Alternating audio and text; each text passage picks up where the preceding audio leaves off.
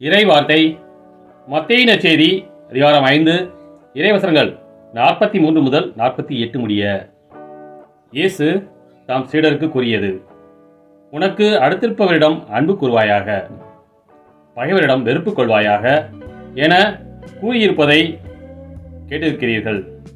ஆனால் நான் உங்களுக்கு சொல்கிறேன், உங்கள் பகைவரிடம் அன்பு கூறுங்கள், உங்களை துன்புறுத்துவோருக்காக இறைவனிடம் வேண்டுங்கள். இப்படி செய்வதால் நீங்கள் உங்கள் விண்ணகத் தந்தையின் மக்கள் ஆவீர்கள். ஏனெனில் அவர் நல்லோர் மேலும் தீயோர் மேலும் தம் கதிரவனை உதித்தெழச் செய்கிறார். நேர்மையுள்ளோர் மேலும் நேர்மையற்றோர் மேலும் மழை பெய்யச் செய்கிறார். உங்களிடத்தில் அன்பு செலுத்துவோரிடமே நீங்கள் அன்பு செலுத்துவீர்களானால் உங்களுக்கு என்ன கைமாறு கிடைக்கும்? வரி தண்டுவோரும் இவ்வாறு செய்வதில்லையா? நீங்கள் உங்கள் சகோதர சகோதரிகளுக்கு மட்டும் வாழ்த்து கூறுவீர்களானால் நீங்கள் மற்றவருக்கு மேலாக செய்து விடுவது என்ன? பிற இனத்தவரும் இவ்வாறு செய்வதில்லையா?